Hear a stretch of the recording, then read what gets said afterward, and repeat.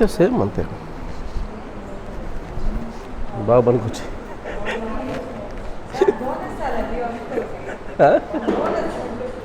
అదే అదే ఇది బాగా పనికొచ్చింది అనుకుంటా.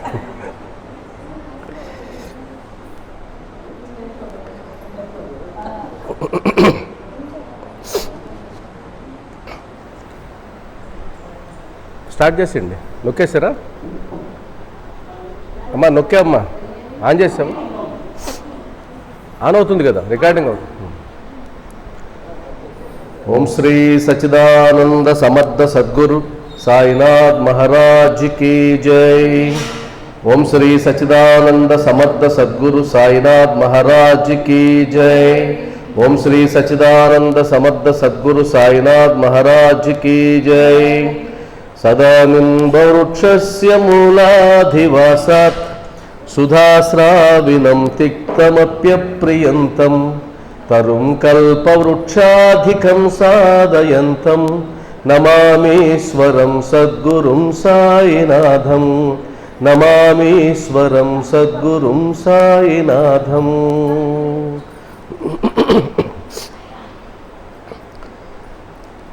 నిండార రాజు నిద్రించు నిద్రయునొకటే, అండనే బంటు నిద్రాదియునొకటే. నిండార రాజు నిద్రించు నిద్రయునొకటే, అండనే బంటు నిద్ర నదియునొకటే. మెండైన బ్రాహ్మణుడు మెట్టు భూమి ఒకటే, మెండైన బ్రాహ్మణుడు మెట్టు భూమి ఒకటే. చండాలుడుండేటి సరిభూమి ఒకటే, చండాలుడుండేటి సరిభూమి ఒకటే. తందనానాహి తందనానా పురే, తందనానా భల తందనానా భల తందనానా భల తందనానా.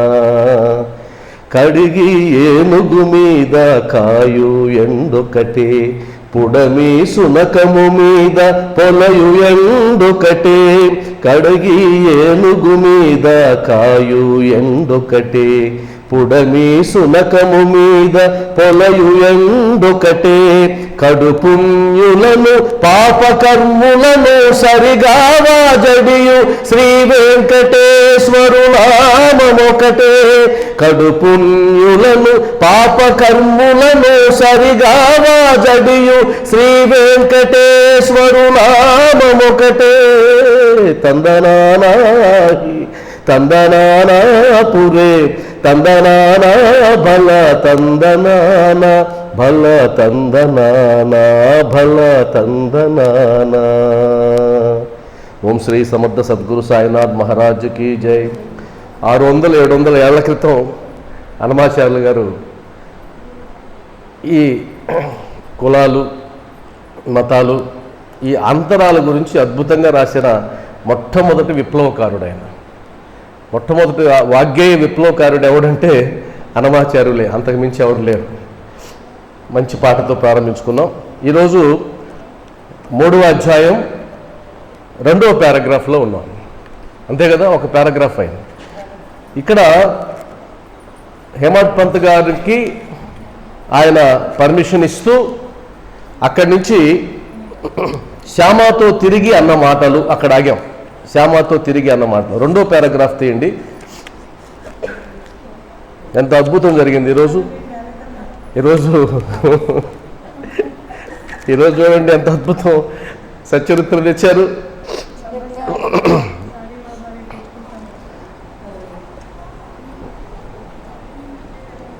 కాబట్టి శ్యామాతో బాబా అన్న మాటల్లో 2వ పారాగ్రాఫ్లో అనుకుంటా వస్తుంది, ప్రేమతో నా నామం ఉచ్చరించిన వారి కోరికలన్నీ నెరవేర్చేదను. దొరికిందా మీకు?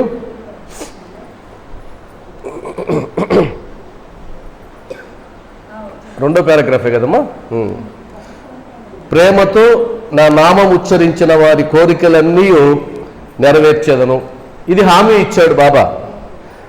ఇక్కడ సరళమైన వాక్యమే, ఇదేం పెద్ద కాంప్లికేటెడ్ వాక్యం కాదు. ప్రేమతో నా నామం ఉచ్చరించిన వారి కోరికలన్నీ నెరవేర్చేదను. ఇది మనల్ని బుట్టలో పడేయడానికి బాబావారి ప్లాన్. వాస్తవానికి ఆయన సద్గురువుగా కోరికలు తీర్చడానికి మాత్రమే రాలేదు. కోరికలు తీర్చడం కూడా అందులో ఒక భాగం మాత్రమే, కానీ అది పూర్తి ప్రణాళిక అయితే కాదు. అయితే ఎందుకు హామీ ఇచ్చాడు అన్నది మన రెండో వాక్యంలో చెప్తాడు.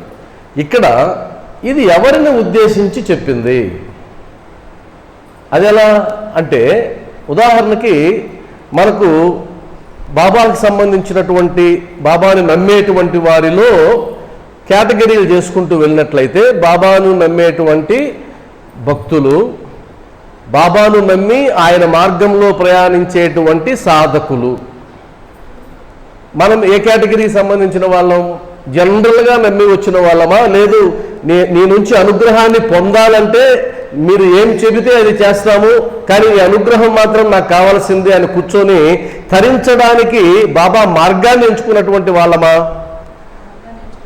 ఎంచుకున్న వాళ్ళం అంటే రెండో రకం వాళ్ళం మనం. అంటే సాధకులం. అంటే ఒక క్రమశిక్షణతో బాబా గుడికి వస్తూ, బాబాను సేవిస్తూ, పూజిస్తూ, సచ్చరిత్రను పారాయణ చేస్తూ, చదువుతూ, సత్సంగాలకి హాజరవుతూ, భజనలకు హాజరవుతూ ఉన్నాము అంటే మనం సామాన్యమైన భక్త కోటి నుంచి పక్కకు వచ్చి కాస్త సాధకులుగా మారాం. ఆయనకు మనకు కాస్త అనుబంధం ఎక్కువ ఉంది. ఏ విధంగా అయితే ఒక గుడికి మనకు అనుబంధం ఎక్కువ ఉంటుందో, ఇప్పుడు ధర్మక్షేత్రానికి కొంతమందికి అనుబంధం ఎక్కువ ఉంటుంది. కొంతమంది అలా పోతూ వస్తారు, మళ్ళీ చూస్తారు, వెళ్ళిపోతారు. అలా కాకుండా రెగ్యులర్గా కొంతమంది వస్తారు. అంటే అర్థం ఏంటి? ఈ గుడితో అనుబంధం పెనవేసుకునింది. అనుబంధం వచ్చింది అంటే అర్థం ఏంటి? సాధన కూడా పెరిగిందని అర్థం. ఇక్కడ సాధకులుగా మనం బాబా వేసేటువంటి బుట్టలో పడకూడదు. ఆయన మనల్ని నమ్మించి మనల్ని పరీక్షించడానికి ప్రయత్నం చేస్తాడు. మనకు కూడా కోరికలు ఇవ్వడానికి అలా ప్రయత్నం చేస్తే మనం నిక్కచ్చిగా నీ ప్లాన్ మాకు తెలుసు, మమ్మల్ని బుట్టలో పడవేయడం నీ వల్ల కాదు అని కొద్దిగా మొరాయించాలి. కొద్దిగా అప్పుడు కోరికలు నెరవేర్చడానికి కాదయ్యా, నెరవేర్చుకోవడానికి కాదు, అంతకు మించి ఏదో సాధించాలనుకుంటున్నాం, కాబట్టి ఆ సాధించే దానికోసం నీ దగ్గరకు వచ్చామే కానీ చిన్న చిన్న కోరికల కోసం కాదు అని నిక్కచ్చిగా మనం మనసులోనైనా కనీసం చెప్పుకోగలగాలి. మనసులోనైనా చెప్పుకుంటే కనుక మనకు కాస్త రిలీఫ్గా ఉంటుంది. లేదు అనుకోండి, కోరికల నిమిత్తమే వచ్చిన వాళ్ళమైతే పడిపోయే అవకాశం కూడా ఉంటుంది. కోరిక తీరితే మంచిది, బాబా గొప్పవాడు, శక్తిమంతుడు. నేను ఎగ్జామ్కి వెళ్ళేటప్పుడు దండం పెట్టుకున్నాను, నాకు తెలిసిన ప్రశ్నలే వచ్చాయి. నేను ఒక కార్యం మీద బయలుదేరుతూ బాబాను దర్శనం చేసుకున్నాను, ఆ కార్యం విజయవంతమైంది. ఇలా అనుకుంటూ వెళ్తాం. ఏదో ఒక సందర్భంలో వరుసగా గనక బాబా దగ్గరికి వెళ్ళి వచ్చినా పని జరగకపోతే అప్పుడు డైలమాలో పడతాం. అప్పుడు ఎందుకనో ఈ మధ్య బాబా వారు నన్ను కనికరించడం లేదు, నా మీద ఆయనకి ఎందుకో కోపం వచ్చిందనో, లేదా నేను చేసే పూజలు నచ్చలేదనో ఏదో ఒక ఆలోచన మొదలయ్యి మనం తిరోగమనం చెంది క్రమేపీ ఆయనకు దూరం అవుతాం. ఏమమ్మా ఈరోజు సత్సంగం ఉంది కదా అంటే, ఏముందిలేండి, అక్కడికి వెళ్ళి సాధించేది ఏముంది, ఆయన ఏమన్నా మనం అనుగ్రహిస్తాడా ఏమన్నానా, అంతే. అంటే దాన్ని ఉదాసీనంగా తీసుకుంటాం. ఉదాసీనంగా ఎప్పుడైనా అంతే. ఎందుకని? కోరిక అనేది చాలా బలవత్తరమైనటువంటి పదం. అది పలకడానికి చాలా సులభంగా ఉండే పదం. కోరిక ఎంత సులభంగా ఉందో చూడండి, కానీ అది చాలా బలవత్తరమైన పదం. కోరికను జయించకపోతే ఇంకేదీ జయించలేం. బుద్ధ భగవానుడు తన రాజభోగాలందరినీ వదిలేసి, భార్యని బిడ్డని వదిలేసి, సుఖాలన్నింటినీ విడిచిపెట్టి ఆయన తన ఏదో ఒక లక్ష్యం కోసం బయలుదేరి తపస్సు చేసి ధ్యానం చేసి ఆయనకు అనుకున్న విషయాలేంటి? సింపుల్గా ఈ లోకంలో దుఃఖం ఉంది తెలుసుకున్నాడు. ఎక్కడ చూసినా దుఃఖం ఉంది. ఆయనకు ఒక చనిపోయినటువంటి శవం ఎదురొచ్చింది, రోగంతో ఉండేటువంటి వాడు ఎదురొచ్చినాడు, ఎప్పుడు ఏడ్చే వాళ్ళు ఎదురొచ్చారు. కాబట్టి దుఃఖం ఉంది, ఎక్కడ చూసినా దుఃఖం ఉంది. రెండవది, ఆ దుఃఖానికి కారణం ఉంది, అది ఊరికనే రాలేదు దుఃఖం, ఏదో కారణం ఉంది. రెండోది కనుక్కున్నాడు. మూడవది, ఆ కారణం కోరిక ఆ కారణం అని కనుక్కున్నాడు. కోరిక నశించకపోతే దుఃఖం పోయే అవకాశమే లేదని బుద్ధ భగవానుడు తేల్చి పారేశాడు, సంవత్సరాలు తపస్సు చేసిన తర్వాత. కాబట్టి ఆయన కనుక్కున్న విషయం అది సింపుల్. ఏదైనా మనకు కష్టం వచ్చింది లేదా సమస్య వచ్చింది అంటే ఆ సమస్యకు మూల కారణం వెతుక్కుంటూ వెళ్తే కనుక అది ఖచ్చితంగా అది కోరిక అయి ఉంటుంది. నువ్వు కోరావు కాబట్టి ఆ కోరిక తాలూకా పర్యవసానం దుఃఖం వస్తే అనుభవించాలి, ఆ కోరిక తాలూకా పర్యవసానం సుఖం వచ్చినా అనుభవిస్తాం. సుఖం అనుభవించడానికి అందరికీ ఆనందంగా ఉంటుంది, కానీ దుఃఖం అనుభవించడానికి మన మనసు ఒప్పుకోదు. అందువల్ల ఏమవుతుంది, మనసు ఎదురుదాడి తిరుగుతుంది. ఎందుకు వచ్చింది నాకు ఈ దుఃఖం, ఎందుకు వచ్చింది నాకు ఈ దుఃఖం, దుఃఖం రావడానికి కారణం కోరిక అని తేల్చిపారేశాం. అందువల్ల కోరికను వదిలిపెట్టుకోవడానికి నేను నీ మందిరానికి వస్తే, కోరికలను వదిలిపెట్టుకోవడానికి నీ సచ్చరిత్ర చదువుతూ ఉంటే నువ్వు మరలా మాకు హామీ ఇస్తావా కోరికలు తీరుస్తానని అని మనం కొద్దిగా ఎదురు తిరగాల్సిన అవసరం ఉంది. వద్దు, నువ్వు తీర్చాల్సిన కోరికలు ఏమి లేవు, నాకు వద్దు. నా కోరిక ఒకటే, అదేంటంటే ఈ దేహాన్ని విడిచిపెట్టిన తర్వాత మరో దేహం నాకు అవసరం లేదు, ఈ దేహం విడిచిపెట్టిన తర్వాత నీలో ఐక్యం కావడమే నా కోరిక, అంతకు మించిన కోరికలేమి నాకు లేవు అన్నటువంటి, అది ఊరికే పై మాటలు అంటే కాదు, మనసులోంచి రావాలి. అలా మనసులోంచి రానంత వరకు అనాల్సిన అవసరం లేదు. ఇప్పుడు 20 ఏళ్ళ కుర్రాడిని అనమంటే అంటాడా? ఎట్టి పరిస్థితుల్లో అనడు. ఒకవేళ అన్నాడు అనుకో, అదేదో వింతగా అనిపిస్తుంది. 60-70 ఏళ్ళ వాడు అనకపోతే కూడా వింతగా అనిపిస్తుంది. 60-70 ఏళ్ళు వచ్చినా ఇంకా కోరికలు పోలేదే, అప్పుడు కూడా వింతగా అనిపిస్తుంది. నిజమైన వైరాగ్యం కలిగితే, అంటే మనసులో గనక అలాంటి ఆలోచనలు వస్తూ ఉంటే అప్పుడు ప్రకటించాలి. ఆయన దగ్గర మనం నటించాల్సిన అవసరం లేదు. అయ్యా నాకు ఇంకా కోరికలు పోలేదు, మంచిది, ప్రకటించు ఆయన ముందు, ఇబ్బంది లేదు. కోరికలు లేవు, అది కూడా ప్రకటించు. దీనికి సంబంధించి ఋగ్వేదంలో ఒక అద్భుతమైన కథ ఉంది. సౌభరి ఋషి అంటారు ఆయన పేరు, సౌభరి ఋషి. దానికి సంబంధించి సౌభరి సంహిత అనే ఒక గ్రంథం ఉంది, సౌభరి సూత్రం అనేటువంటి ఒక మంత్రం కూడా ఉంది ఋగ్వేదంలో. ఈ సౌభరి అని ఆయన దేని గురించి చెప్తారు అంటే, ఈ సౌభరి ఋషి గురించి, ఆయన సామాన్యమైన ఋషి కాదు. ఎంత సాధకుడు అంటే యమునా నదిలో లోతులోకి వెళ్ళి అక్కడ నిలబడి ధ్యానం చేయగలిగేంత గొప్పవాడు, నీటిలో నిలబడి ధ్యానం చేయగలిగేంత గొప్పవాడు, సామాన్యమైన ఋషి కాదు, బాగా వయసు పైబడినటువంటి వాడు. ఆయన ఒకరోజు ధ్యానం చేస్తూ ఉంటే చూడకూడని దృశ్యం ఒకటి చూస్తాడు. ఆ చూడకూడని దృశ్యం ఏమీ కాదు, 2 చేపలు సంభోగించుకోవడం చూస్తాడు. ఆయనకు కోరిక పుడుతుంది. కోరిక పుట్టి ఎలాగైనా సరే ఈ కామ కోరిక తీర్చుకోవాలి అని ధ్యానంలోంచి బయటకు వచ్చిన తర్వాత ఎలా తీర్చుకోవాలని తపన పడుతూ తిరుగుతాడు. ఇది అంత గొప్ప ఋషి. అక్కడ అయోధ్యకు సంబంధించిన రాజు మాంధాత అని ఉంటాడు. మాంధాత దగ్గరికి వెళ్తాడు. ఆయన గొప్ప రాజు, ఆయనకు 50 మంది కుమార్తెలు. అప్పుడు ఫ్యామిలీ ప్లానింగ్ ఏం లేదు. 50 మంది కుమార్తెల్లో ఆయన రాజు దగ్గరికి వెళ్ళి ఈయన రాగానే ఆయన భయపడి, ఎందుకు భయపడతాడు, తపోనిష్ఠుడిని చూస్తే ఎవరికైనా భయమే, శాపం పెడతాడేమోనని, అంతే కదా. కాబట్టి భయపడి ఆయన్ని ఆదరించి కూర్చోబెట్టి, స్వామి నీకు ఏం చెయ్యాలి నేను సపర్యలు, మీరు ఏం కోరుకుంటారు అని అంటే ఆయన సింపుల్గా కోరుకుంటాడు. ఏమనంటే, నీకున్న 50 మంది కుమార్తెల్లో ఎవరో ఒకరిని నాకు ఇచ్చి పెళ్లి చేయమంటాడు. చూడడానికి చిన్నదే కోరిక, కానీ ఈయన ముసలాయన, వారేమో పెళ్లికి సిద్ధమైన కుర్రవాడు. అందులో వారు నచ్చుతారో లేదో కూడా తెలియదు. అప్పుడు సందిగ్ధంలో పడతాడు. సందిగ్ధంలో పడి ఆయన ఒక ఎత్తు వేస్తాడు. ఆ ఎత్తు ఏంటంటే, దాందేముంది, నాకేం పెద్ద ఇబ్బంది ఏం లేదు, అయితే 50 మందిని పిలుస్తా, వారిలో ఎవరు మిమ్మల్ని నచ్చినా కూడా మీకు ఇచ్చి పెళ్లి చేస్తాను అంటే ఆయన ఉద్దేశం ఏంటి, ఎవరు నచ్చరు. ఆ ఎత్తు ఈయన పట్టుకుంటాడు. ఈయన తపోనిష్ఠుడు కదా, ఆయన ఆ మాత్రం తెలియదా. ఆ ఎత్తు పట్టుకొని, సరే రాజా ఈ రోజు కాదు రేపు వస్తాను అని చెప్పి వెళ్ళిపోతాడు. ఆ రాత్రికి తన యోగ శక్తితో నవ యువకుడిలాగా తయారవుతాడు. పక్క రోజు వస్తాడు. ఇప్పుడు ఈయన కోసం 50 మందిని నిలబెడితే ఈయన అందాన్ని చూసి 50 మంది నాకు కావాలంట. 50 మంది పెళ్లి చేసుకుంటాడు. రాజుగారికి ఈయన 50 మందిని ఎలా ఈయన సుఖపెట్టగలడు, సంతోషపెట్టగలడు అని అనుమానం ఆయన లోపల ఉంటుంది. ఈయన ఏం చేస్తాడు, తన తపోనిష్టతో యోగశక్తితో తనే 50 మందిగా మారి 50 మందికి 50 అంతఃపురాలు కట్టించి 50 మందితో ఒక్కొక్కరితో విడివిడిగా ఆయన సంసారం చేస్తాడు.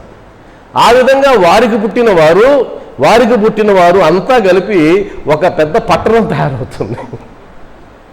పెద్ద పట్టణం తయారైన తర్వాత చివరిలో జ్ఞానోదయం అవుతుంది ఆయనకి. మనకు ఎప్పుడు చివరిలోనే జ్ఞానోదయం అవుతుంది. సినిమాల్లో చివరిలో పోలీసులు వస్తారు కదా, ఆ విధంగా ఎప్పుడు చివరిలో జ్ఞానోదయం.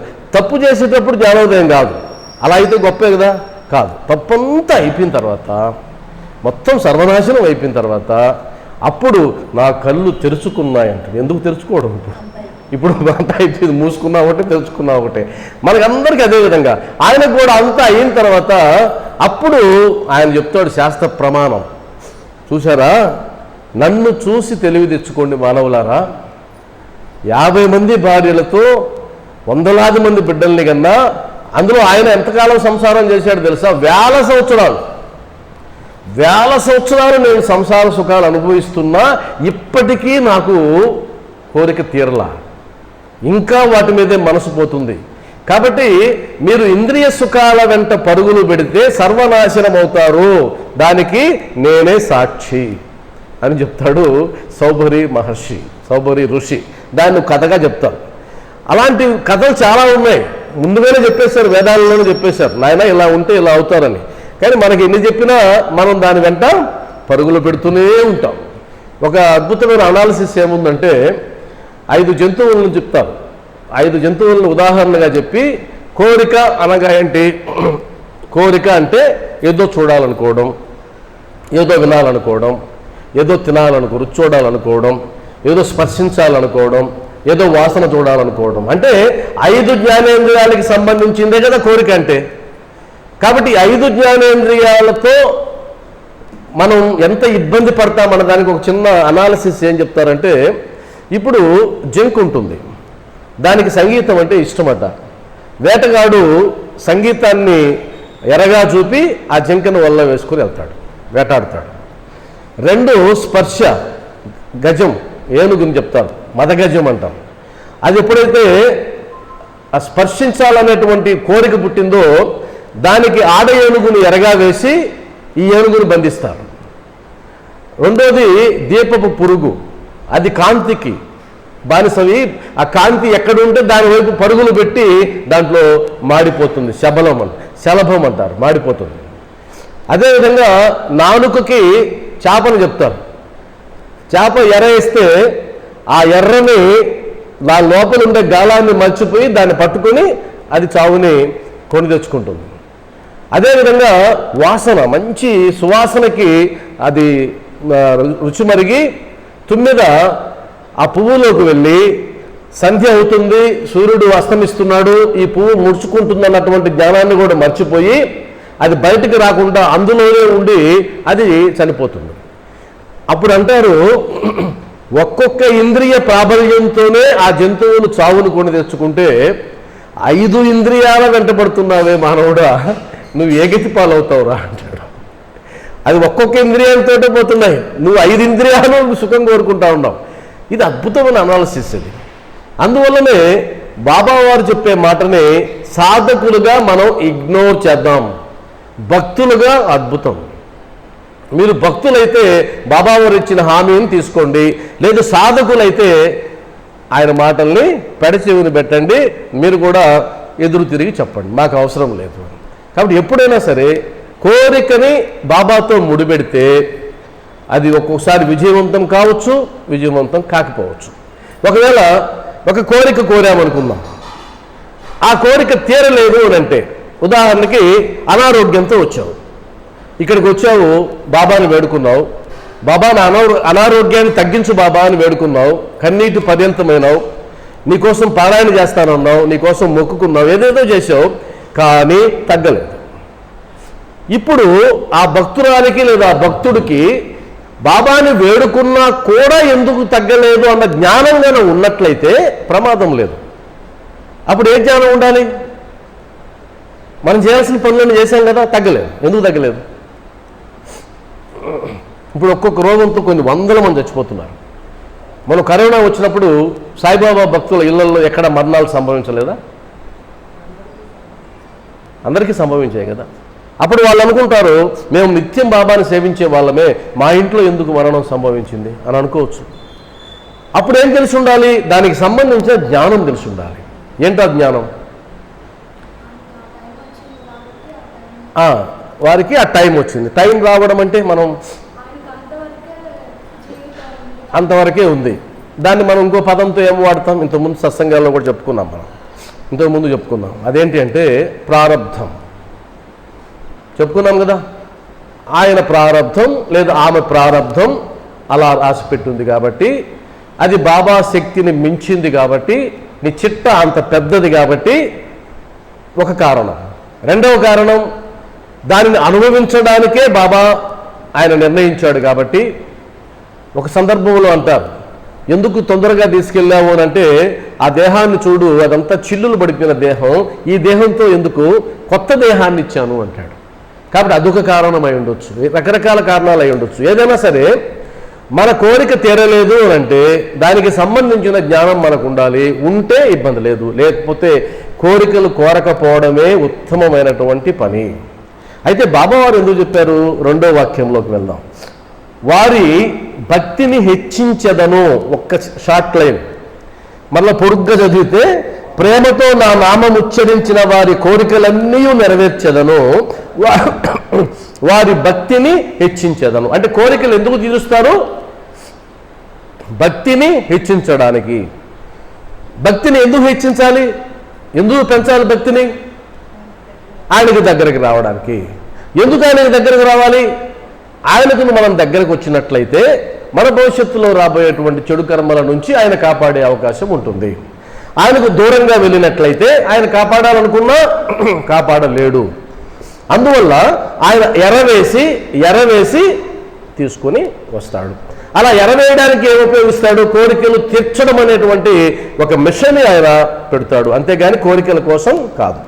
ఆ తర్వాత వారిని అన్ని దిశలందు కాపాడేదను. ఎవరిని? భక్తులని, మనల్ని అన్ని దిశలందు కాపాడేదను. ఎన్ని దిశలు ఉన్నాయి? ఎన్ని దిక్కులు ఉన్నాయి? 4 దిక్కులు. 4 దిక్కుల నుంచి కాపాడతాడు. అంటే ఏ దిక్కు నుంచి ఏదొచ్చినా రక్షిస్తాడు. అసలు ఈ 4 దిక్కులు మనం ఏం చెప్పుకోవచ్చు అంటే, మనల్ని 4 ప్యాటర్న్లుగా చేయొచ్చు. అంటే 4 విభాగాలు. ఉదాహరణకి నా వ్యక్తిగత జీవితం. నా వ్యక్తిగత జీవితంలో ఏముంటాయి? నేను, నా ఆలోచనలు, నాకు సంబంధించిన ఆరోగ్యం, నా వ్యక్తిగత ఆరోగ్యం, ఇదంతా ఉంటుంది. కాబట్టి ఈ దిక్కు నుంచి కాపాడతాడు, అంటే నన్ను కాపాడతాడు. రెండవది కుటుంబ జీవితం. నా కుటుంబం, నా భార్య, నా బిడ్డలు, వారికి సంబంధించి రెండో దిశ అనుకుంటే అక్కడి నుంచి కాపాడతాడు. మూడవది సామాజిక జీవితం. సమాజంలో నా స్థానం, సమాజంలో నా పొరుగు, కీర్తి, ప్రతిష్ట, ఇదంతా సామాజిక జీవితం. 4వది ఆధ్యాత్మిక జీవితం. స్పిరిచువల్గా నేను ఎలా వెళ్తున్నాను, ఎలా తీసుకెళ్ళాలి, బాబా ఇంకెలా నన్ను నడిపించాలి అంటే అన్ని దిశల నుంచి అన్నాడు కదా, మనం ఈ 4 దిశలు పెట్టుకుందాం, సులభంగా ఉంటుంది. బాబా నన్ను 4 దిశలుగా కాపాడతాడు. ఆ 4 దిశలు ఏంటంటే, నా వ్యక్తిగతంగా నన్ను కాపాడతాడు, నా కుటుంబాన్ని కాపాడతాడు, సామాజికంగా నా కీర్తి ప్రతిష్టల్ని కాపాడతాడు, ఆధ్యాత్మిక జీవితాన్ని కాపాడతాడు. ఇంకా అంతకుమించి ఏమున్నాయి? ఇంకా అంతకుమించి మిగిలింది పరమాత్మాన్ని చేరుకోవడమే. పరమాత్మను 5వ దిక్కు, పైన దిక్కు. కాబట్టి ఈ 4 దిక్కులుగా నన్ను కాపాడి ఉంటాడు అని అనుకుంటే, ఇంకా మీరు గుడిలో ఉన్నా నేను కాపాడతాడు, రోడ్డు మీద ఉన్నా నిన్ను కాపాడతాడు, మీటింగ్లో ఉన్నా మిమ్మల్ని కాపాడతాడు, ఎక్కడికి వెళ్ళినా మిమ్మల్ని కాపాడతాడు. ఇంకా ఆయన కాదనే చోటు ఎక్కడుంది? ఇంకా అవకాశమే లేదు. అందువల్ల 4 దిశల నుంచి కాపాడుతాను. ఎవరైతే మనఃపూర్వకముగా నాపై ఆధారపడి ఉన్నారో, మరలా చూడండి, నేను ఇంతకుముందు చెప్పాను, సచ్చరిత్రలో ఏది అలా వదిలిపెట్టాడు, మనఃపూర్వకముగా ఒకటి యాడ్ చేసినాడు. ఏదో ఒకటి ఇందాక ప్రేమతో ఏదో ఒక విశేషణాన్ని జోడిస్తాడు. అంటే సాధారణంగా కుదరదు ఇక్కడ, అది సంథింగ్ స్పెషల్ ఉండాలి. మీరు ఏ గుడికైనా వెళ్ళండి, స్పెషల్గా ఏమి 2 వాక్యాలు ఏమి ఉండవు. కానీ మన బాబా గుడికి వస్తే మాత్రం 2 ఉంటాయి, శ్రద్ధ, సబూరి. Special 2 special entrance. మరి మిగతా గుడులకు అలా ఏమి ఉండదు. అయ్యప్ప గుడికి వెళ్తే ఉంటుంది ఒకటి స్పెషల్, ఒకే పదం. 18 మెట్లు ఎక్కిన తర్వాత పైన ఉంటుంది. ఏ పదం అది? తత్వమసి. తత్వమసి అని పెద్ద అక్షరాలతో అయ్యప్ప కొండ మీద రాసి ఉంటుంది. అంటే 41 రోజుల దీక్ష చేసి 18 మెట్లు, బంగారు మెట్లు ఎక్కినట్లయితే తత్వమసి, అది నేనై ఉన్నావు, అంటే నేను నువ్వు ఒకటే అని భగవంతుడు చెప్తున్నాడు. అయ్యప్ప తత్వం అది. అదేవిధంగా బాబా గుడికి వస్తే, ఈ గుడికి వచ్చిన తర్వాత నువ్వు ఇక్కడ ఈ 2 సూత్రాలు పాటించినట్లయితే శ్రద్ధ సబూరి నా నుంచి నిండైన అనుగ్రహాన్ని నువ్వు పొందగలవు అని చెప్పేశాడు. కాబట్టి ఏది కూడా అలా వేక్గా ఉండదు. బాబా తత్వంలో వేక్గా ఉండదు, ఖచ్చితంగా ఉంటుంది. ఇది ఇలా ఉంటుంది అంతే, అలానే ఉంటుంది, వేరేగా ఉండే అవకాశం లేదు. ఖచ్చితంగా మనఃపూర్వకముగా నాపై ఆధారపడి ఉన్నారో వారి కథలు విన్నప్పుడు అమితానందమును పొందెదరు. ఏ కథలు? రేపు సచ్చరిత్రలో రాయబోయే కథలు. అప్పటికింకా మొదలు పెట్టలేదు, పర్మిషన్ కోసమే వచ్చాడు.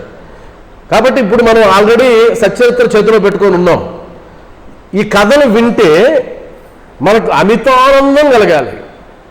అలా అమితానందం కలిగేది ఎప్పుడు అంటే ఆయన మీద మనఃపూర్వకముగా ఆధారపడినప్పుడు, అంటే శరణాగతి చెందినప్పుడు.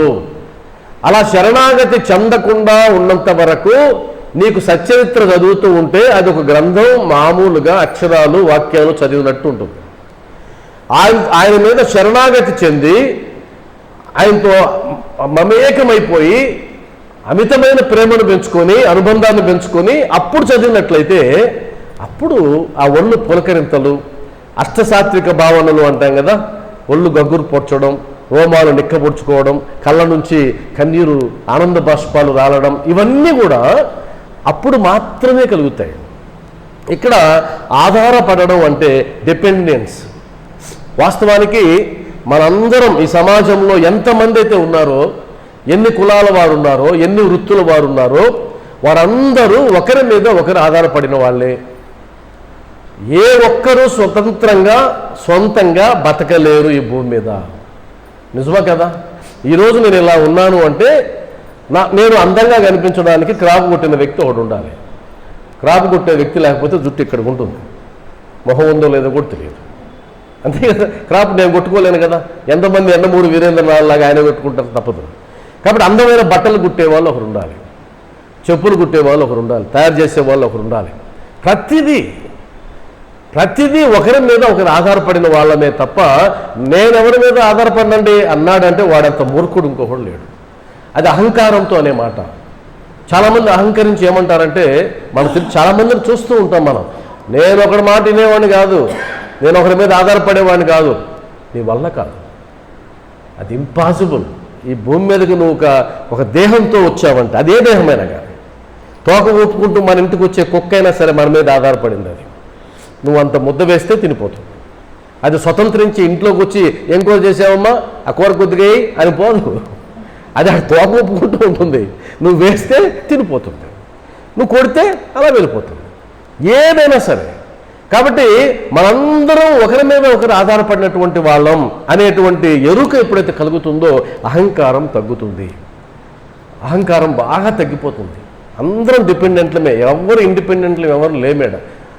అందువల్ల బాబా ఏమంటున్నాడు, వారి మీద వీరి మీద ఆధారపడి జీవిస్తున్నాం కదా, నువ్వు ఎవరి మీద ఆధారపడాలి? భగవంతుని మీద ఆధారపడాలి, అంటే నా మీద ఆధారపడాలి. సాయి భక్తులు సాయినాథుడి మీద ఆధారపడినట్లయితే, ఆధారపడడం అంటే ఏం లేదు, మనస వాచ కర్మన మనలో జరిగే ఏ మార్పు అయినా ఆయన కోసమే, ఆయన ద్వారానే వచ్చేది తప్ప మరొకటి కాదు. ఆ విధంగా మనం ఆధారపడినట్లయితే ఇంకొక ఉపయోగం కూడా ఉంది. ఏంటా ఉపయోగం? బాబా మీద ఆధారపడ్డానండి, నేను పూర్తిగా ఆధారపడిపోయినాను, నాకు ఒక ఉపయోగం ఉంది. ఆ ఉపయోగం ఏంటంటే నాకు భయం ఉండదు. ఇంకెక్కడి నుంచి వస్తుంది భయం? ఆధారపడిపోయినా. నా పక్కనే ఒక సిఐ సర్కిల్ ఇన్స్పెక్టర్ వస్తున్నాడు నాతో పాటు నడిచి, ఇంక నాకు భయం ఉంటుందా? పోలీసు ఉన్నాడు నా పక్కనే, చీకట్లోనైనా వెళ్ళిపోతా, ఎందుకంటే పోలీసు ఉన్నాడండి, ధైర్యం. అదే ఒంటరిగా పోతే భయం వేస్తుంది. కాబట్టి ఒక పోలీసు, సర్కిల్ ఇన్స్పెక్టరో, ఇంకెవరికో అంత శక్తి ఉంటే, పరమాత్ముడే నా తోడు ఉన్నాడు అనుకుంటే ఎంత భరోసా ఉంటుంది. ఆధారపడడం అంటే అర్థం ఏంటి అంటే భరోసాని సాధించడం. కష్టాలు వచ్చాయా, పైన వేసాయి. ఆయన పైన వేసే. నేను నీ మీద ఆధారపడినప్పుడు ఈ కష్టాలు మోయవలసిన బాధ్యత నీది. అందుకనే ఆయన అన్నాడు, మనం అడక్క ముందే అన్నాడు, నీ భారాన్ని నేను మోస్తానన్నాడు. నా భారం ఎందుకు మోస్తాడు? నా మీద ఆధారపడింది కాబట్టి, నా మీద ఆధారపడ్డావు కాబట్టి నీ భారాన్ని నేను మోస్తాను. దారిని పోయే వాళ్ళందరినీ మోస్తాను. ఇప్పుడు నాకు శాలరీ వచ్చింది అనుకో, శాలరీ రాగానే బ్యాంకులో డ్రా చేసి, కోవూరు SBIలో డ్రా చేసిన వెంటనే బయటకు వచ్చి ఎవరెవరు ఉంటే వాళ్ళందరికీ పంచుకుంటూ వచ్చేస్తాను. ఇంటికి వచ్చేసరికి ఏం లేదు, 100 రూపాయలు మిగిలిందంటే ఏమంటుంది నా భార్య? ఏం పని చేసినావు? అవును, డబ్బు కదా, డబ్బు ఎవరికైనా అవసరమే కదా, డబ్బు అందరికీ అవసరమే కదా. నువ్వేంటి, నేనేంటి, భార్య ఏంటి, బిడ్డ ఏంటి, అందరూ ఒకటే. అందరి హృదయాల్లో ఉన్నది ఆ సాయినాథుడే, అందరూ ఆత్మ ఒకటే అన్నాను అనుకో, ఫిలాసఫీ భలే ఉంటుంది ఆడ. ఆ తర్వాత జరిగే పరిణామాలు మీకు తెలుసు అందరికీ. కాబట్టి అలా చేయడానికి వీలు పడదు. ఎందుకు అంటే ఆధారపడ్డారు నా మీద. ఆ పదం అండర్లైన్ చేసుకోండి, నా మీద ఆధారపడ్డారు. నా భార్య, నా బిడ్డలు నా మీద ఆధారపడ్డారు కాబట్టి వారి బాధ్యత నాది. కాబట్టి ఇప్పుడు నేను బాబా మీద ఆధారపడ్డా, బాధ్యత ఆయనది. ఎంత సింపుల్ టెక్నిక్ అది. కాబట్టి మనమేం పెద్ద ఆలోచించాల్సిన అవసరం లేదు. నాయన నీ మీద ఆధారపడ్డావు, అన్నీ నువ్వే చూసుకో, నాకెందుకు బెంగ, అయిపోయింది. అలా ఆధారపడితే వారి కథలు విన్నప్పుడు అమితానందమును పొందెదరు. అమితానందం, ఇంకా అంతకు మించిన ఆనందం లేదు. అలాంటి వారికి మాత్రమే. అలా లేని వారికి ఎలా ఉంటుందో తెలుసా? ఇప్పుడు ఉదాహరణకి బాబా లీల ఏదైనా చెప్పాం. బాబా వారు పేగులు తీసి శుభ్రం చేసి మరలా పేగుల్ని మింగాడు. దాన్ని దౌతీ ప్రక్రియ అంటాము.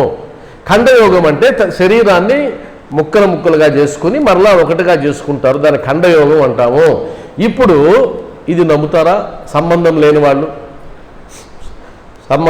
వాళ్ళు నమ్మరు. ఆయనకు సంబంధం ఉన్న వాళ్ళు బాబా చేసుంటాడండి అంతే, ఆయనకు ఒక లెక్క అది అని అనేస్తాం, సులభంగా అనేస్తాం. ఎందుకంటే ఆయనతో సంబంధం ముడిపెట్టుకున్న వాళ్ళం కాబట్టి. కానీ వాళ్ళు అనే అవకాశం లేదు. కాబట్టి ఆ సంబంధాన్ని మనం మెయింటైన్ చేసుకుంటూ వెళ్ళాలి. ఆ తర్వాత వాక్యం ఏంటి? చదువమ్మా.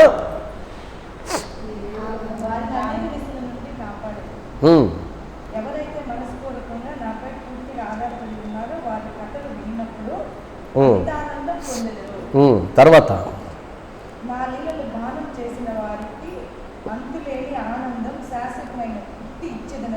అది, నా లీలలను గానము చేయు వారికి అంతులేని ఆనందం, శాశ్వతమైన తృప్తి ఇచ్చేదని నమ్మము. గానం చేసే వాళ్ళు సపరేట్ బ్యాచ్ ఉంటుంది. ఇది ఒక బ్యాచ్ ఉంటుంది కదా, అందరూ పాడలేరు. బాబా పాటలు అందరూ పాడలేరు. రోహిల్లా లాగైతే అందరూ పాడచ్చు.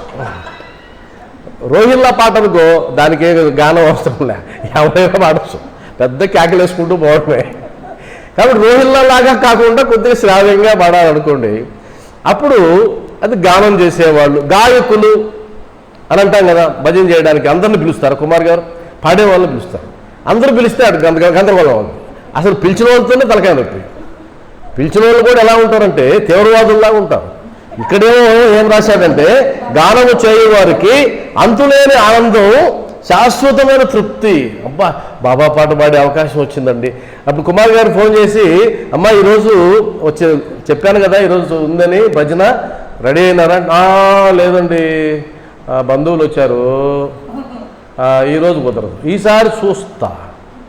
ఎంత అహంకారం!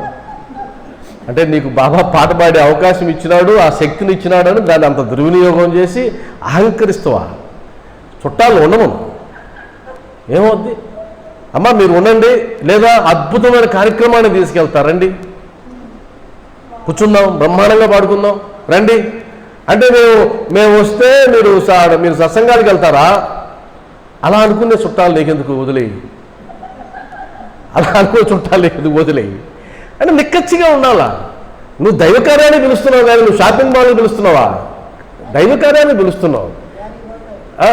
దైవకార్యాన్ని పిలిచినప్పుడు ఆనందంగా రావాలా. మధ్యాహ్నం భోజనం కూడా పెట్టిస్తారు కదా, ఖచ్చితంగా భోజనం ఉంటుంది, భోజనం చేసేసి రావచ్చు. అట్లా పుణ్యం పురుషార్థం రెండు కలిగినాయి ఆనందంగా. కానీ అంత సులభంగా కాదు. అంటే మేము పాడగలం అనేటువంటి గర్వం ఎవరికైతే ఉంటుందో లోపల అహంకారం, వాళ్ళ నుంచి వచ్చే మాటలు అవి. ఆహా ఈరోజు పాడుకునే అవకాశం వచ్చింది, ఎప్పుడెప్పుడు వెళ్ళి పాడదామా అని ఉండాలి. ఇంట్లో పాడుకున్నదే కదండి ఫిలాసఫీ చెప్తారు కొంతమంది. ఇక్కడ పుట్టుకొస్తుంది ఫిలాసఫీ. అక్కడికి వెళ్ళి పాడితేనేనా నా ఇంట్లో పాడుకుంటా, అంత ఫిలాసఫీ తెలకెక్కితే అలా మాట్లాడడం అసలు మనం నటిస్తాం అంతే, అంత మించేంలే. కొంతమంది ఆమెకేమో 3 పాటలు ఇచ్చినాడు, నాకేమో 1 పాట ఇచ్చినాడు, ఈసారి నన్ను పిలవాలి చెప్తా. అవునా కదా? ఉన్నారా లేదా? అలాంటి సందర్భాలు ఉన్నాయా లేదా? ఖచ్చితంగా ఉంటాయి. అంటే నాకు తెలియదు, నేను అందులో తగులుకోను, నాకు సంబంధం లేదు. అంటే వాస్తవానికి కొంతమంది అలిగి కూడా రారు తెలుసా, అలిగి రారు, మేము రాను. ఇంకా ఆయన అది అక్కడి వరకు వదిలేస్తే సంతోషమే, ఆయనకు ఆమె పాడితేనే ఇష్టం. మళ్ళీ ఇదొక డొంకతిరుగుడికి వెళ్తారు, ఇది ఇంకా ప్రమాదం. అక్కడ కూడా సంతోషం. అందువల్ల అలాంటి వదిలిపెట్టుకోకపోతే ఇంకెందుకు భజనకి వెళ్ళడం అవసరం. ఇప్పుడు ఉదాహరణకి ఈ గుడికి అటాచ్మెంట్తో ఒక 100 మంది 200 మంది భక్తులు ఉన్నారనుకుందాం, రెగ్యులర్గా వచ్చేవాళ్ళు. వాళ్ళల్లో ఒక 5 మందికి 6 మందికి పాడే అవకాశం ఇచ్చాడు బాబా. అంతే కదా? మీరు ఆనందంగా పాడాలి, నీ టర్న్ కోసం ఎదురు చూడు. అసలు వాస్తవానికి పాడడం కంటే ఎవరన్నా పాడితే వినడం అలవాటు చేసుకుంటే ఇంకా అద్భుతంగా ఉంటుంది.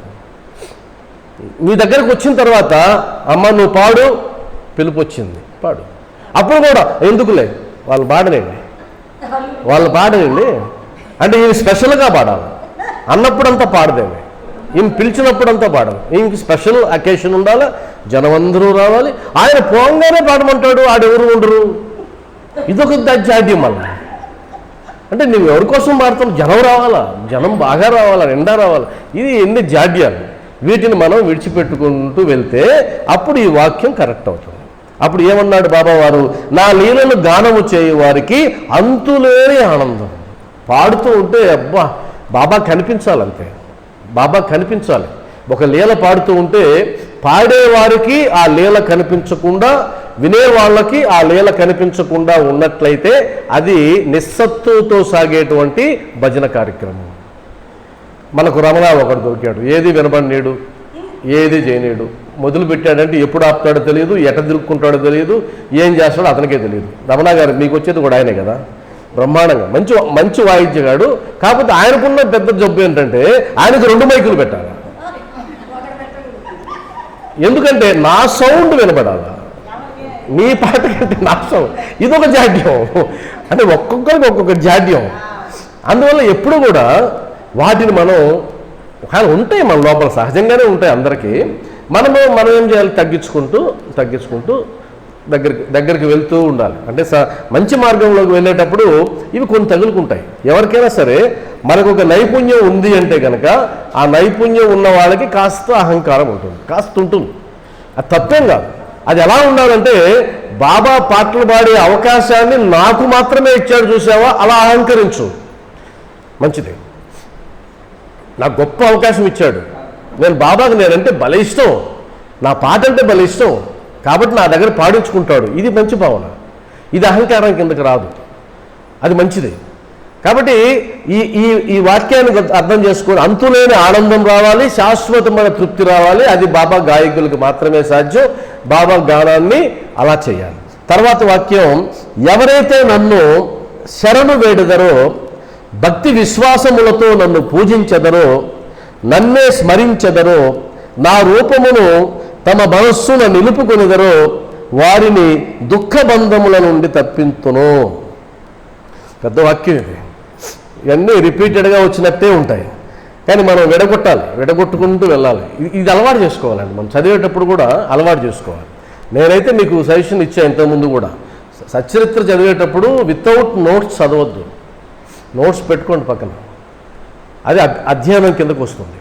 అలా చదివేస్తే పారాయణ లేదా ఇంకో అధ్యయనం. ఎలా అంటే ఆ వాక్యాన్ని ఇంకొకసారి రాయండి, ఇంకొకసారి చదువుకోండి, దానికి ఏదైనా కింద మీకు డౌట్స్ ఉంటే రాసుకోండి.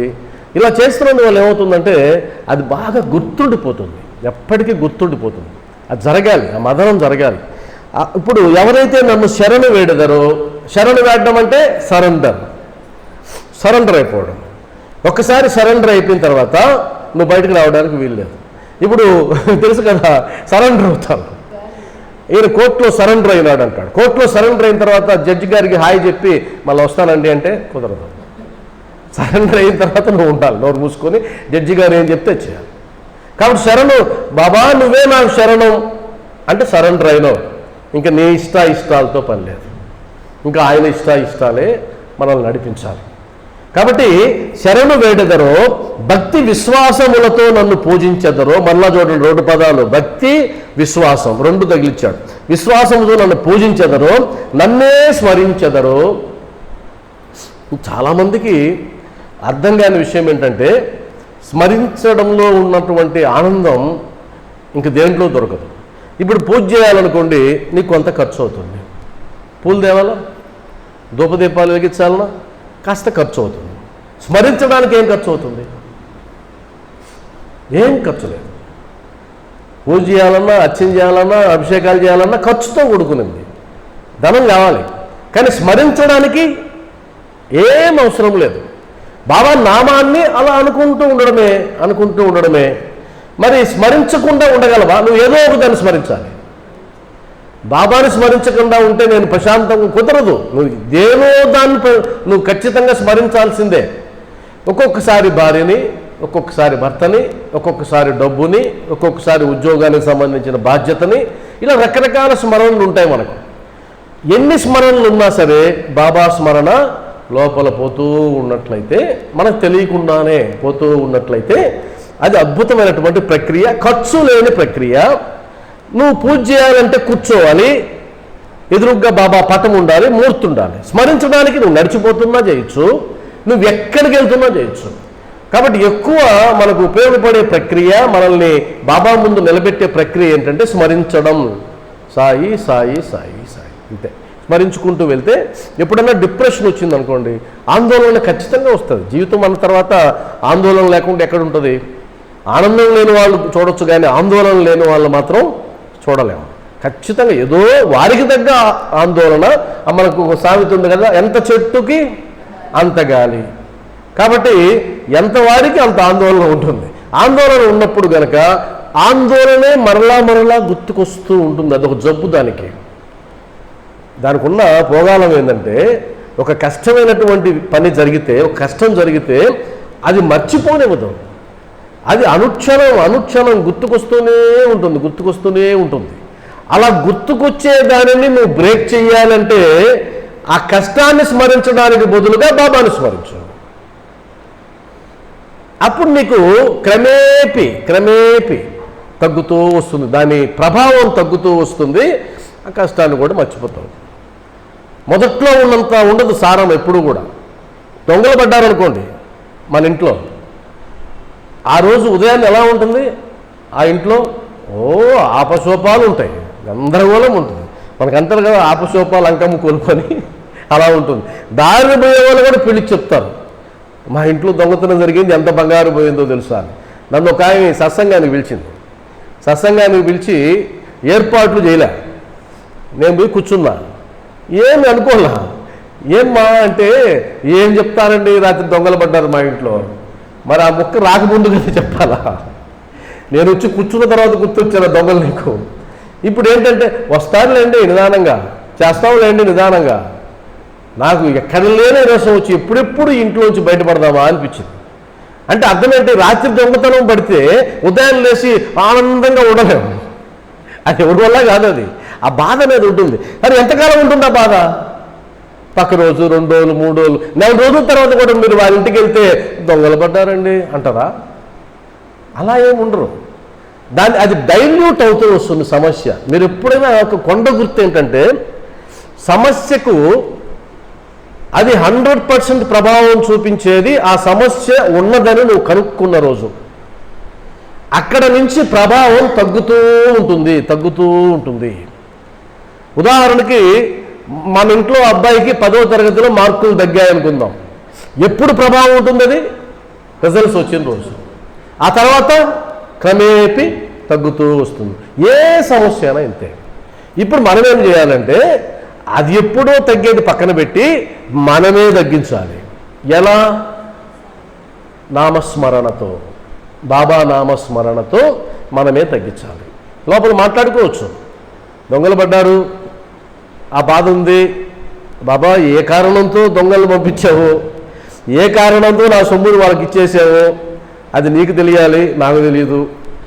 తీసుకెళ్ళిన వాళ్ళ సొమ్ము మళ్ళా నువ్వు అప్పుడు సచ్చరిత్రలో చెప్పావు కదా, 30,000 రూపాయలు దొంగతనం జరిగితే మరలా తీసుకొచ్చి ఇచ్చేసాడు కదా. ఎలా ఇచ్చాడు? నీ నామస్మరణ చేయబట్టే కదా, నిన్ను సేవించబట్టే కదా, నాకు కూడా ఇస్తావు, పంపించు వాళ్ళని ఎక్కడెక్కడ ఉన్నారు అని మాట్లాడచ్చు. అలా మాట్లాడుతూ ఉన్నందువల్ల డైల్యూట్ అవుతుంది. ఒక చిన్న టెక్నిక్ ఏంటంటే, ఈరోజు ఆ టెక్నిక్ని పట్టుకుందాం మనం. సమస్య స్వభావం ఏదైనా కానీ అది తాత్కాలికమే, దాని ప్రభావం తాత్కాలికమే, శాశ్వతంగా ఉండదు. అసలు వాస్తవానికి ఏ సమస్య శాశ్వతంగా ఉండదు, ఏ సమస్య. కాకపోతే మనం ఏం చేస్తామంటే దాన్ని బెంబేలెత్తిపోతాం, గందరగోళం అయిపోతాం. కానీ ఏ సమస్య కూడా శాశ్వతంగా ఉండే అవకాశమే లేదు. ఈరోజు సమస్య అనుకున్నది రేపు అది వరంగా కూడా మారే అవకాశం ఉంటుంది. అదొక ఫిలాసఫీ. ఏంటంటే జీవితాన్ని కాచి వడబోచిన వాళ్ళకి తెలుస్తుంది, వాళ్ళ ఎక్స్పీరియన్స్ బాగా ఉన్న వాళ్ళు చెప్తారు, పలానా రోజు కనుక ఆ కష్టం నేను పడుండకపోతే ఈరోజు నేను ఎదుగుండేవాడిని కాదు అంటారు. మరి ఆ కష్టం పడిన రోజు ఏమనుకున్నావు? భగవంతుడు నన్ను ఎందుకు ఇట్లా కష్టపెట్టాడు అనుకున్నావు కదా. మరి ఈరోజు ఏమనిపించింది? ఆ కష్టం వల్లే ఈరోజు నువ్వు అనుభవించే ఆనందం అంతా ఉందని నీకు అనిపించింది కదా. మరి ఒక్కసారి తెలిసిపోయిన తర్వాత ఇప్పుడు వచ్చే కష్టం ఏదైతే ఉందో అది భవిష్యత్తులో ఏమవుతుందో, ఎందుకు ఇలా పెట్టాడో మనకు తెలియదు. ఈ ఫిలాసఫీని మనం కష్టాలకి అప్లై చేసినట్లయితే ప్రశాంతంగా ఉండగలం. అలా ప్రశాంతంగా ఉండడానికి ప్రయత్నం చేయాలి. నా రూపమును తమ మనస్సును నిలుపుకునేదరో, దీనికి ఎంత ఖర్చు అవుతుందండి? బాబా రూపాన్ని మనసులో నిలుపుకోవడానికి ఎంత ఖర్చు అవుతుంది?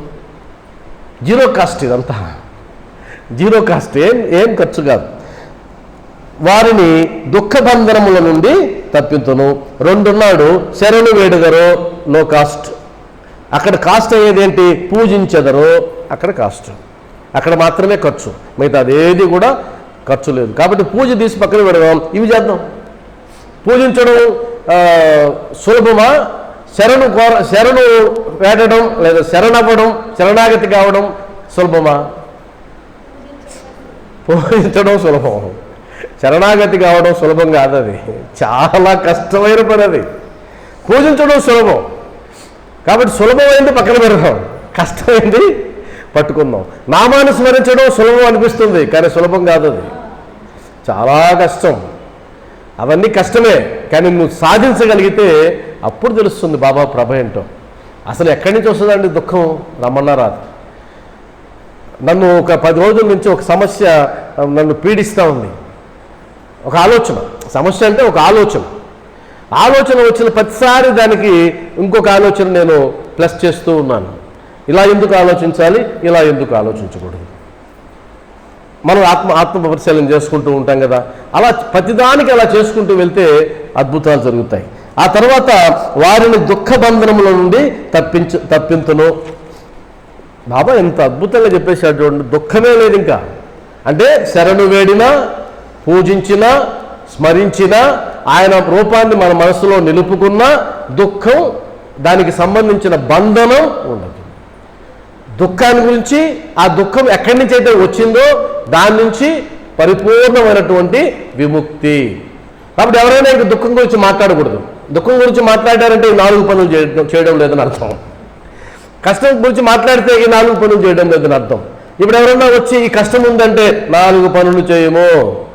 1 శరణు వేయడము, 2 పూజింపము, 3 స్మరింపము, 4 బాబా రూపాన్ని మనసులో నిలుపుకున్నాము. ఎంత అద్భుతమైనటువంటి సూత్రం మనమే చెప్పవచ్చు, అందరికీ ప్రచారం చేయొచ్చు. ఈ పని చేస్తే దుఃఖం ఉండదు, దుఃఖం ఉంది అంటే ఆ పని చేయడం లేదు. ఇది బాబా ఇచ్చిన వాగ్దానం. కావాలని చెప్పండి, సచ్చరిత్ర 3వ అధ్యాయంలో శ్యామకి ఇలా చెప్పాడు. కాబట్టి అది నీకు చెప్తున్నా, నువ్వు కూడా చెయ్యి. అసలు మీరు ఈ మాట చెప్తే ఎంత ఉపశమనం కలుగుతుంది అందరికీ. నన్ను అడిగితే మీ చుట్టుపక్కల ఎవరన్నా మీ దగ్గరకు వచ్చి ఒక కష్టం చెప్పుకుంటే, మీరు సచ్చరిత్రలో ఉండే ఒక అనుభవాన్ని, ఒక కథని చెప్పి వారిని బాబా వైపు మళ్ళిస్తే మీ పుణ్యం అంతా ఇంత కాదు. అసలు అది అంతకు మించిన సేవ ఇంకోటి లేదు. చెప్పగలగాలి, సచ్చరిత్రలో ఇలా ఉందమ్మా, ఇలా కష్టాలు వచ్చిన వారి బాబా ఇలా చేయమన్నాడు, ఇలా చేయండి. లేదా ఈరోజు రండి గుడికి వెళ్దాం, నేను కూడా మీకోసం ప్రార్థిస్తా అని కూడా తీసుకురావడం, ఇలా అలవాటు చేయాలి. ఇప్పుడు రకరకాల యావిగేషన్స్లో ఉన్నారు జనాలు, వాళ్ళు అవే సుఖాన్ని ఇస్తాయని పోతున్నారు.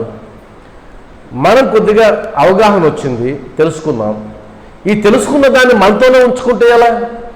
మనం కాస్త 10 మందికి పంచాలంటే రండి పోదాం, మా గుడికి పోదాం రండి అని తీసుకురావాలి. ఒకసారి చూడండి ఎంత అందంగా ఉన్నాడు ఆయన అనండి. వాళ్ళు తెలుసు బాబా ఉన్నాడని, కానీ మీరు అనండి, చూసారా ఎంత అందంగా ఉన్నాడు, ఎంత ఆనందంగా ఉన్నాడు చూసారా. ఆయన ఉంటే మనకేంటమ్మా దిగులు, ఆయన పాదాలు పట్టుకోమ్మా, దిగులు లేదు. కొన్ని దేవాలయాల్లో అయితే పాదాలు పట్టుకోనిరు, ఇక్కడ బ్రహ్మాండంగా పట్టుకొని ఇస్తారు. రా పోదారా, ముందు నువ్వు వెళ్ళు, తర్వాత నేను వస్తా. ఒక్క భక్తురాలని ఆ విధంగా తీసుకురండి, మీకెంత తృప్తి కలుగుతుందో తెలుసా. బాబా అనుగ్రహం పుణ్యం పక్కన పెట్టేద్దాం, మీకెంత ఉంటుంది ఆ రోజు రాత్రి, ఎంత హాయిగా ఉంటుంది. ఈరోజు ఒకరికి నేను మంచి మాట చెప్పగలిగినాను అని మీతో 1 గంట సత్సంగం చేసిన తర్వాత ఆ రోజు రాత్రి నాకు ఎంత రిలీఫ్ ఉంటుందో తెలుసా. మరలా ఆదివారం కోసం నేను ఎదురు చూస్తూ ఉంటాను. మీరు చూస్తారు లేదు నాకు తెలియదు, కానీ మేమైతే ఎదురు చూస్తూ ఉంటుంది. నేను వచ్చేటప్పుడు అదే మాట్లాడుతూ వస్తున్నా, చాలా గ్యాప్ వచ్చినట్టుంది వారానికి, మనకే అలా ఉందా వాళ్ళకి కూడా ఉందా అని నేను అంతా వస్తూ ఉన్నా. కాబట్టి ఎంత గ్యాప్ వచ్చినట్టు అనిపిస్తూ ఉంది. కొద్దిసేపు కూర్చొని సాయి భక్తులు అందరూ కూర్చొని కాసేపు మాట్లాడుకుంటే ఎంత తృప్తిగా ఉంటుంది, అందరూ కలిసి మాట్లాడుకుంటే. ఇప్పుడు నేను ఒక్కనే కూర్చొని మాట్లాడుకుంటే ఎలా ఉంటుంది? కాబట్టి 10 మంది ఉండాలి, 10 మంది ఉండేటట్టుగా మనం చూసుకోవాలి. టైం నాకు తెలియడం లేదు, నా దగ్గర ఉందా? ఇంకో 5 నిమిషాలు ఆపేస్తాను. తర్వాత ప్రాపంచిక విషయములన్నిటినీ మరచి, చూడండి ఎంత అద్భుతంగా మలిచాడో ఆ వాక్యాలు. ఇక్కడ ముందు వాక్యంలో చూస్తే ఈ స్మరించడం, పూజించడం ఇవన్నీ ఉన్నాయి కదా. మళ్ళీ పక్క వెంటనే వాక్యంలో ఏముందంటే ప్రాపంచిక విషయాలన్నిటినీ మరచి అని ఉంది. ఎందుకంటే దుఃఖం పోవాలి అంటే ఈ ప్రాపంచిక విషయాలు పోవాలి. ప్రాపంచిక విషయాలు ఎప్పుడు పోతాయంటే నువ్వు బాబాను పట్టుకుంటే పోతాయి. అంటే సింపుల్, ఈ వాక్యం చదివిన తర్వాత సింపుల్ టెక్నిక్ చెప్తాను మీకు. ప్రాపంచిక విషయములన్నింటినీ మరచి నా నామమునే జపించుచు, మరలా నో కాస్ట్, నామమునే జపించుచు, నా పూజనే సల్పుచు, ఇందాక వాక్యాలు రిపీట్ అయినాయి. మరలా నా లీలలను నా చరిత్రములను మననము చేయుచు, గుర్తు తెచ్చుకుంటూ ఎల్లప్పుడూ నన్ను జ్ఞప్తియం ఉంచుకుని వారు ప్రపంచ విషయముందట్లు తగులుకుందరు. ఇందాక దుఃఖ బంధనముల నుండి తొలగించాలి అంటే ఈ 4 పనులు చేయండి అన్నాడు. ఇక్కడేమన్నాడంటే ఈ 4 పనులు చేసేవాళ్ళు ఇంకా ప్రపంచ విషయాలు ఎలా తగులుకుంటారు? ప్రపంచ విషయాలు తగులుకునే సమయం నీకు ఎక్కడిది? నీకు సమయం దొరికితే బాబా నా మనసు స్మరిస్తుంటివి, బాబా రూపాన్ని చూస్తుంటివి, బాబా పూజ చేస్తూ ఉంటుంది. ఇంకా ప్రపంచ విషయాలతో నీకు సంబంధం లేదు. ఎప్పుడైతే ప్రపంచ విషయాలతో సంబంధం లేదో ఇంకా దుఃఖం ఎక్కడి నుంచి వచ్చింది నీకు? ఎప్పుడైతే దుఃఖం వస్తుంది అలా తగులుకుంటేనే దుఃఖం వస్తుంది. విడిపోవడం మొదలు పెడితే దుఃఖం లేదు. సింపుల్ లాజిక్ ఏంటంటే ఒకటి పట్టుకోవాలి అంటే ఇంకొకటి విడిచిపెట్టాలి. ఇది అద్భుతమైన సూత్రం. బాబాని పట్టుకోవాలి అంటే ఇంకేదో నువ్వు విడిచిపెట్టాలి. పట్టుకోవడం ఎందుకు చెప్తున్నావు? బాబాని పట్టుకోమ్మా అంటే నువ్వు ఇంకేదో పట్టుకున్నావు కాబట్టి నీకు దుఃఖం కలుగుతూ ఉంది, కష్టం వస్తూ ఉంది, కాబట్టి దాన్ని విడిచిపెట్టు, ఈయన పట్టుకో. అది విడిచిపెట్టండి సార్, 2 చేతులు ఉన్నాయి, ఒక చేతితో ప్రపంచాన్ని పట్టుకుంటా, ఇంకో చేతితో బాబాని పట్టుకుంటా, ఉట్టికి కాదు స్వర్గానికి కాదు, త్రిశంకు స్వర్గంలో ఉంటాం మనం. అది విడిచిపెట్టాం, ఇది విడిచిపెట్టాం. కనీసం విడిచిపెట్టడానికి ప్రయత్నం అయినా చేయాలి కదా. మనం ప్రయత్నం చేయాలి. తగులుకోవడానికి ఇష్టపడకూడదు. ఉదాహరణకి మన ఇంట్లో ఉన్నామనుకోండి, 4 గదుల్లో ఉన్నాం. 4 గదుల్లో ఉన్నప్పుడు, వంటగదిలో ఉన్నప్పుడు మన ఆలోచనలు వేరేగా ఉంటాయి, బెడ్రూమ్లో ఉన్నప్పుడు ఆలోచనలు వేరుంటాయి, హాల్లో ఉన్నప్పుడు ఆలోచనలు వేరుంటాయి. మన ఇంట్లో ఒక్కొక్క గదిలో ఒక్కొక్క రకమైన ఆలోచనలు ఉంటాయి. బాబా దగ్గరికి వచ్చినప్పుడు ఇన్ని ఆలోచనలు వస్తాయా? ఒకే ఆలోచన, బాబా అంతే. కానీ అక్కడ వంటింట్లోకి వెళ్ళామనుకో, కూర, ఈరోజు ఏం కూర, దానికి సంబంధించిన విషయాలు, కూర అలా చేస్తే బాగుంటుంది, ఇలా చేస్తే బాగుంటుంది, ఉప్పు తక్కువైందో ఎక్కువైందో ఒకసారి నోట్లో వేసుకొని చూసుకోవడం, ఇదంతా ఉంటుంది. హాల్లోకి వచ్చామనుకో పరమ దుర్మార్గమైన స్థలం అది ఇంకా దానికి మించిన స్థలం లేదు. అంటే మన ఇంట్లో ఉండే నరకప్రాయమైన స్థలం ఏదన్నా ఉందంటే అది హాలే. హాలు, ఎదురుగ్గా సోఫా, ఎదురుగ్గా దెయ్యం. ఇది ప్రపంచం మొత్తాన్ని ఆ పెట్టిలో చూపిస్తుంది. దానికి ఒక చేతిలో ఒకటి, అయ్యా ఈ ప్రపంచం కావాలా పట్టుకో, ఈ ప్రపంచం వద్దు బాగాలేదు, ఇంకో ప్రపంచం. ఇప్పుడు మా ఆవిడైతే ఒకే ప్రపంచం జబర్దస్త్, ఇంకో ప్రపంచం లేదు. సరే అది కొద్దిగా మేలు, ఎందుకంటే వాళ్ళు నవ్వుతారు, వాళ్ళు నవ్వకపోయినా మనం నవ్వుతాం, అదేదో. కానీ కొంతమంది సీరియళ్ళు ఏడుపులు పెడబొబ్బలు ఒకే విషయాన్ని దబి అని చూపిస్తూ ఉంటాడు. సౌండ్, అలర్జీ, మధ్య మధ్యలో అడ్వర్టైజ్మెంట్లు, ప్రపంచం. అక్కడ కూడా ఇంకో ప్రపంచం ఉంది. బాబా పాటలు, బాబా కీర్తనలు ఏదో వినొచ్చు, కానీ మనకు అది అంత ఇష్టం ఉండదు. కాబట్టి ప్రపంచ విషయం ఉందేలా తగులుకుందరు ఎవరు నన్నే పూజిస్తూ, నన్నే స్మరిస్తూ, నా సేవ చేస్తూ, నా లీలలనే చూసేవాళ్ళు ప్రపంచం బంధనం ఎలా తగులుకుంటారు, ప్రపంచ విషయంలో తగులుకోకపోతే దుఃఖం ఎలా వస్తుంది? ఈ రెండు వాక్యాలను మనం పరిశీలిస్తే దుఃఖం కలగడానికి కారణం ఏంటి అంటే ప్రపంచ విషయాలలో అతిగా మునకలవ్వడమే. అతిగా మునకలవ్వడం, ఆ మునకలవ్వడం తగ్గిస్తే కాస్త మనకు ఆనందం కలిగే అవకాశం ఉంటుంది. కాబట్టి ఇప్పటి నుంచి చెక్ చేసుకోవాల్సింది ఏంటంటే సాయి బంధువులారా, మనకున్న సమయాన్ని 24 గంటల సమయం ఇచ్చాడు భగవంతుడు. అందరికీ ఒకటే. ఒక ఆటో రిక్షా డ్రైవర్కి 24 గంటలే, బిల్ గేట్స్కి 24 గంటలే, భిక్షగాడికి 24 గంటలే, ఉద్యోగస్తుడికి 24 గంటలే, సాయి బంధువుకి 24 గంటలే. 24 గంటల్లో ఏ సమయాన్ని ఎలా చేస్తున్నాం? మీరు నిజంగా చెప్తున్నా, మీరు రాయండి. ఇంకా అది అక్వార్డ్గా అనిపించవచ్చు, ఏంటి మనం చిన్నపిల్లలాగా రాసేది. చిన్నపిల్లలు రాయకపోయినా ఏం కాదు, మనం రాయాలి. ఎందుకంటే ఆ విలువ మనకు తెలిసింది కాబట్టి. సమయం విలువ మనకు తెలుసు, పిల్లలకేం తెలుసు?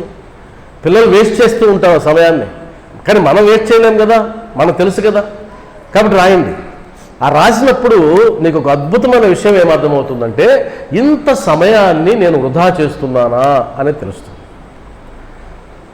అప్పుడు ఆ వృధా అయ్యే సమయంలో ఏమేం చేస్తే బాగుంటుందో ఆలోచించాలి. అట్లా మెటీరియలిస్టిక్గానైనా చేయండి. వ్యాపారం డెవలప్ కావడానికి ఆలోచిస్తే ఆలోచించాలి. ఏదైనా మంచిది అంటే కేవలం ఆధ్యాత్మికంగానే చేయాల్సిన పని లేదు. ఒక విషయం ఏంటంటే సమయం వృధా కాకూడదు. మీ పిల్లలతో మాట్లాడతావో మంచిది చేయండి, ఏదైనా చేయండి. నేను ఒక నెల్లూరులో ఉండే ఒక కార్పొరేట్ కాలేజీ కాడికి వెళ్ళాను.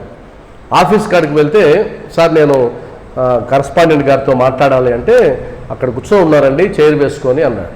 నేను ఆయన దగ్గరికి వెళ్ళాను. వెళ్తే ఆయన చైర్ వేసుకొని కూర్చొని ఉన్నాడు, ఎవరు లేరు, ఒక్కడే కూర్చొని ఉన్నాడు. నేను మళ్ళీ ఆఫీస్కి వచ్చి అక్కడ ఎవరు లేరండి ఒక్కడే ఉన్నాడే అని అంటే, అవునండి ఆయన ఒక్కడే ఉన్నారు అన్న. ఏం చేస్తున్నారు అన్నాడు. ఆలోచిస్తున్నారండి అన్నాడు. నాకేం తల తిరిగింది. ఆలోచిస్తున్నారా? ఇది ఒక పనే, ఆలోచించడం ఒక పనే అని మళ్ళీ అడిగా. ఏంటి సార్ ఆలోచించడం ఏంటంటే, సార్ అంతేనండి, ఏదైనా ఒక విషయం వచ్చిందంటే ఆయన కుర్చీ చేసుకొని కూర్చుంటాడు, ఇంక దాని గురించి ఆలోచిస్తూ ఉంటాడు. అది 1-2 గంటలు కావచ్చు. ఆయనకు ఒక సమాధానం వచ్చిన తర్వాత అక్కడి నుంచి వస్తాడు. గొప్ప విషయం కదా అది, చాలా గొప్ప విషయం. అలాగైనా సమయాన్ని వృధా చేయకుండా ఉండొచ్చు. అలా చేస్తే ఖచ్చితంగా ఇప్పుడు మా వయసు ఉన్న వాళ్ళకి, నా వయసు ఉన్న వాళ్ళకి, ఉద్యోగం చేస్తూ ఉన్న వాళ్ళకి ఖచ్చితంగా 4 గంటల సమయం మిగులుతుంది. మీరు ఎలా లెక్కలు వేసుకున్నా సరే, ఎంత పెద్ద బిజినెస్ చేస్తున్నా సరే, ఎంత పెద్ద ఉద్యోగం చేస్తున్నా 4 గంటల సమయం రోజుకి దొరుకుతుంది. అది కొంతమంది ఉదయం దొరకవచ్చు, కొంతమంది మధ్యాహ్నం, కొంతమంది సాయంత్రం, గంట. ఈ 4 గంటల సమయాన్ని మీరు ఏం చేస్తున్నారో లెక్క తేల్చండి. కుటుంబం కోసం 1 గంట ఖర్చు పెట్టండి, పిల్లలతో మాట్లాడండి. అంటే మీరు రెగ్యులర్ చేసే పనులు కాకుండా ఎక్స్ట్రా ఇంకొక 1 గంట సేపు పారాయణ చేయండి, ఇంకొక 1 గంట సేపు బాబాతో మమేకం అవ్వండి, బాబాతో మాట్లాడండి. మీరు అలా చూస్తే ఎంత టైం మిగులుతుందో తెలుసా? అప్పుడు కొన్ని గ్రంథాలు తీసుకొని చదవడం మొదలుపెట్టండి. మనసు విప్పారుతుంది, మైండ్ ఎవాల్వ్ అవుతుంది. ఎప్పుడైతే మైండ్ ఎవాల్వ్ అయిందో ఇంకా మన భవిష్యత్తులో వచ్చే రోజులన్నీ కూడా ఆనందంగా గడిచిపోతాయి. మనసు విప్పారాలి, మైండ్ లోపలికి మంచి మంచి ఆలోచనలు వెళ్ళాలి, మంచి మంచి ఆలోచనలు వెళ్ళాలి. ఎన్ని మంచి ఆలోచనలు మీరు నింపగలిగితే అంత అద్భుతంగా జీవితం ఉంటుంది. ఎందుకంటే మన జీవితాన్ని శాసించేది మన ఆలోచనలే. నిన్ను కష్టంలో కొంగదీసేది నీ ఆలోచనలే. వాటిని మార్చుకోవాలి. ఇప్పుడు మనం 4 వాక్యాలు మాట్లాడాం. ఈ 4 వాక్యాల్లో చాలా ఇన్ఫర్మేషన్ మనకు అందింది. ఇప్పుడు మళ్ళా ఆదివారం మళ్ళా మాట్లాడతాం. ఈలోగా మీరు ఇంకొక 10 వాక్యాలు, ఇంకొక 2 పేజీలు చదివి మీరు కూడా ఆలోచించడం మొదలుపెట్టారనుకుందాం. మళ్ళా వచ్చే ఆదివారం నేను కూడా మాట్లాడాను అనుకుందాం. ఇంకా మీకు అది ప్రింట్ అయిపోతుంది, అధ్యాయం ప్రింట్ అయిపోతుంది. అప్పుడు మీరు అనర్గళంగా మాట్లాడవచ్చు. ఈ విధంగా మనం బాబా సేవలో ఇది ఎప్పటికి అవుతుందో నాకైతే అర్థం కావడం లేదు ఈ అధ్యాయం. కానీ ఇంకా శ్యామాతో మాట్లాడిన మాటలే ఇంకా బ్యాలెన్స్ ఉన్నాయి. వచ్చే ఆదివారం వాటి గురించి కూడా మాట్లాడుకుందాం. ఓం శ్రీ సచ్చిదానంద సమర్థ సద్గురు సాయినాథ్ మహారాజ్ కీ జై, సాయినాథ్ మహారాజ్ కీ జై, సాయినాథ్ మహారాజ్ కీ జై.